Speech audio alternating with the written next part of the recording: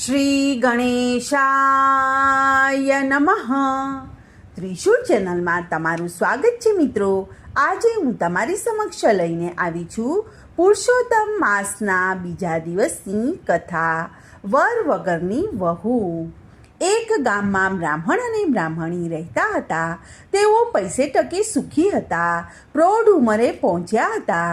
બધી વાતનું તેઓને સુખ હતું, પણ એક વાતથી તેઓ દુઃખી રહેતા હતા. તે દુઃખ એ હતું કે નિઃસંતાનપણું. તેઓ પરણ્યા ત્યારથી સંતાન માટે વલખા મારી રહ્યા હતા, પણ ઈશ્વર તેમની સામે જોતો નહોતો. હવે ઉંમરે પહોંચ્યા પછી તેમણે સંતાનની આશા છોડી દીધી હતી. હવે તો તેઓ પ્રભુ પરાયણ અને ધાર્મિક કાર્યોમાં સમય ગાળતા હતા. એવામાં પવિત્ર પુરુષોત્તમ માસ આવ્યો.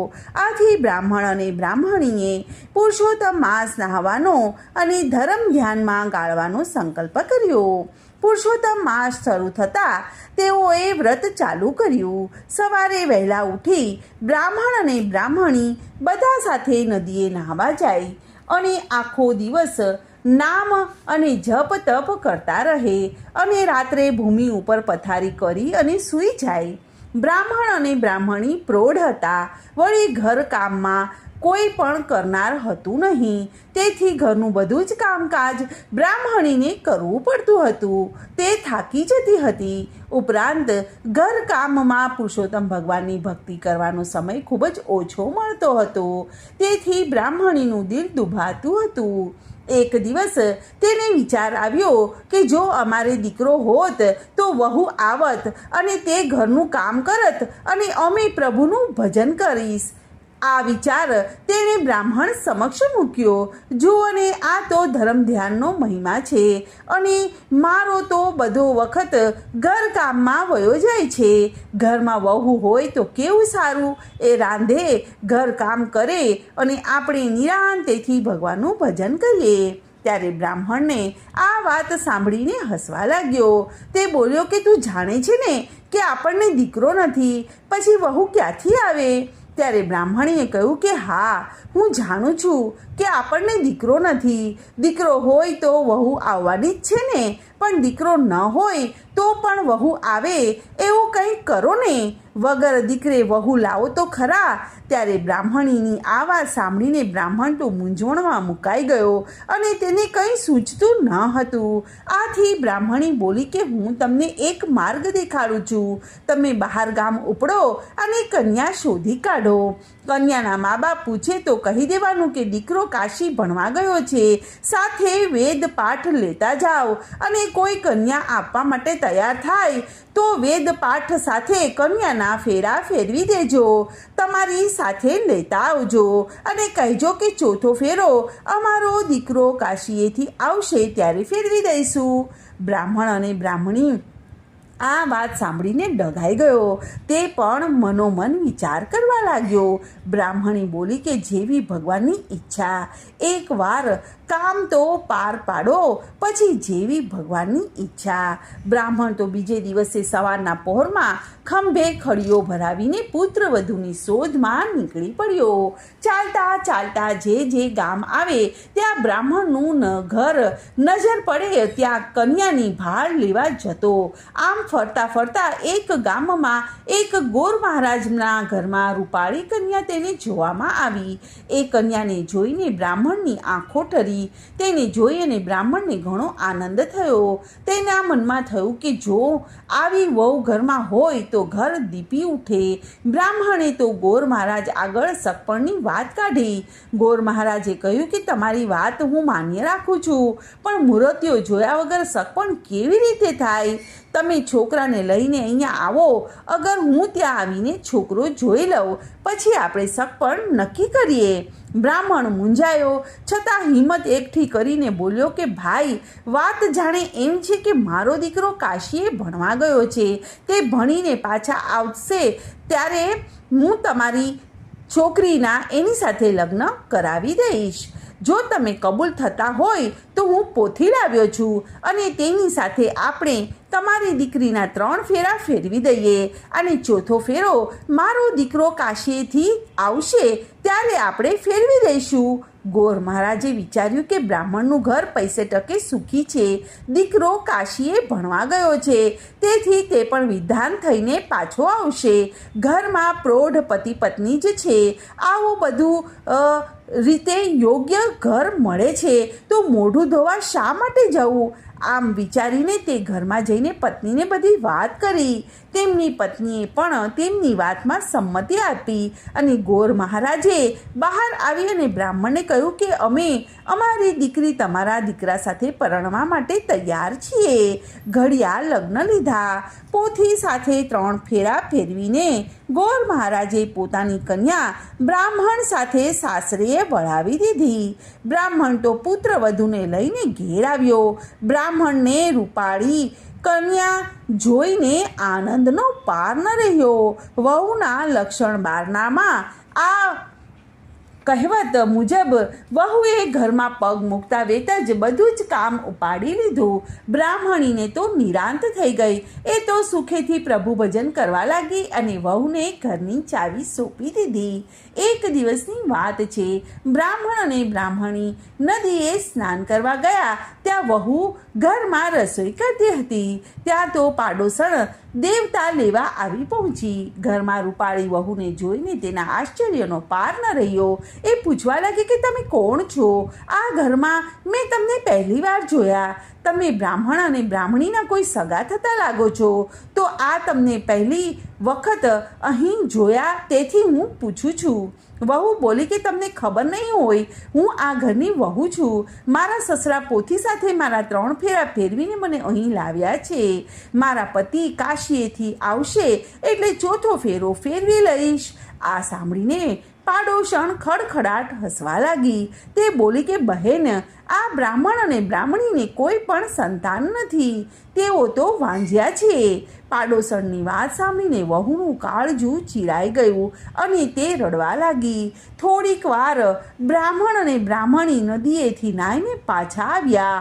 વહુને રડતી જોઈ અને બ્રાહ્મણી પૂછવા લાગી કે દીકરી, તું શા માટે રડે છે?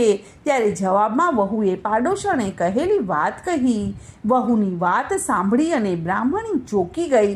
છતાં બ્રાહ્મણીએ હિંમત રાખી અને વહુને માથે હાથ મૂકીને આશ્વાસન આપતા કહ્યું કે અમે પૈસાવાળા છીએ ને, એટલે અદેખા લોકો અમારા માટે ગમે તેમ બોલે છે. તેઓ અમારું સુખ સાંખી શકતા નથી, તેથી અમારી નિંદા કરે છે. તું જ વિચાર કરને, કોઈ દીકરા વગરની વહુ લાવે ખરા?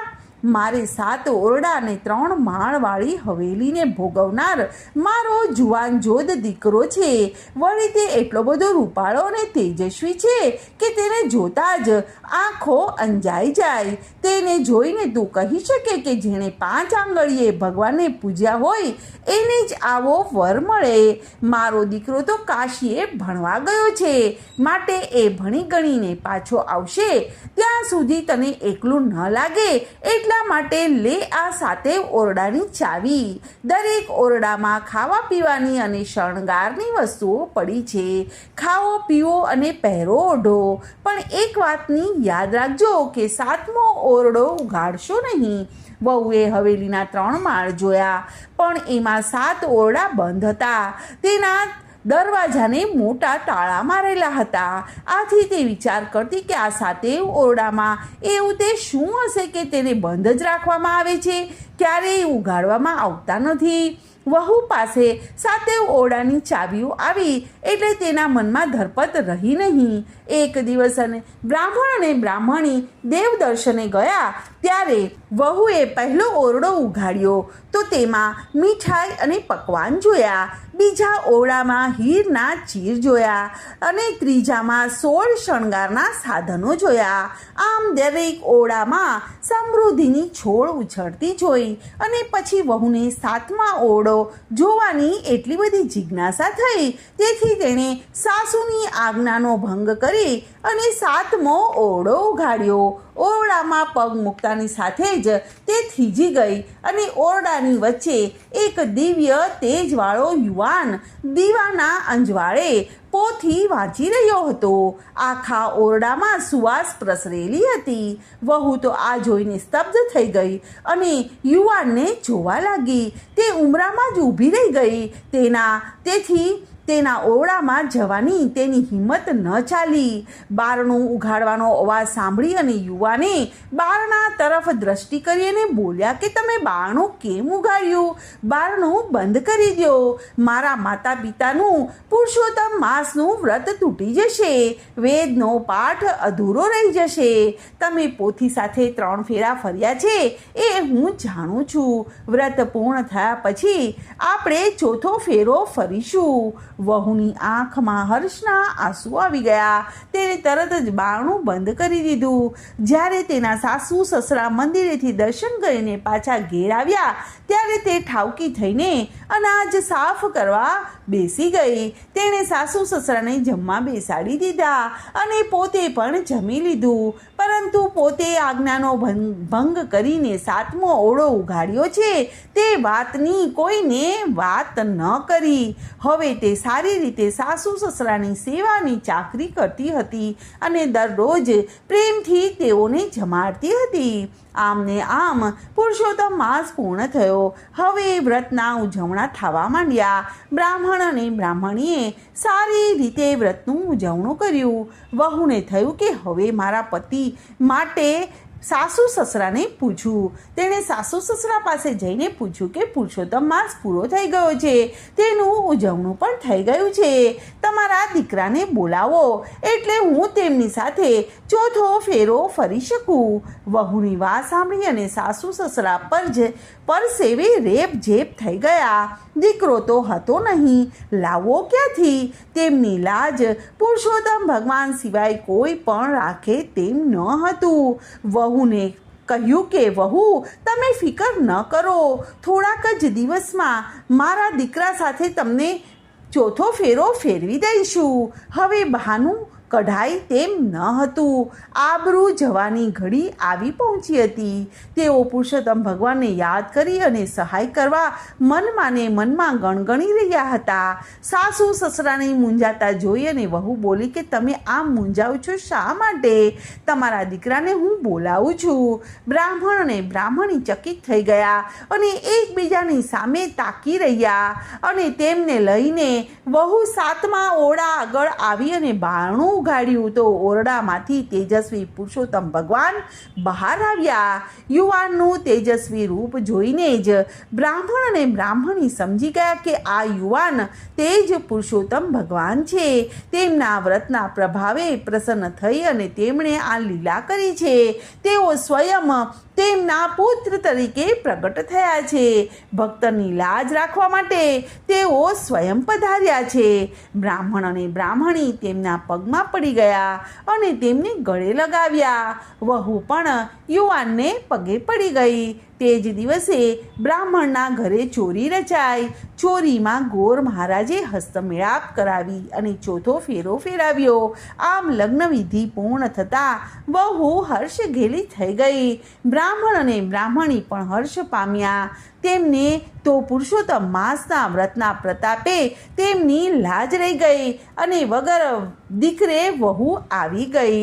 હે પુરુષોત્તમ ભગવાન, જેવા તમે બ્રાહ્મણ અને બ્રાહ્મણીને ફળ્યા તેમ તમારું પુરુષોત્તમ માસનું વ્રત કરનાર, નાનાર તેમજ કથા વાર્તા વાંચનાર તથા સાંભળનાર સૌને ફળજો. બોલો પુરુષોત્તમ ભગવાનની જય. તો મિત્રો, આજની આ કથાને હું અહીં વિરામ આપું છું. કાલે ફરીથી આવીશ 3જા દિવસની વાર્તા લઈને. ત્યાં સુધી બધાને મારા જય શ્રી કૃષ્ણ. ધન્યવાદ.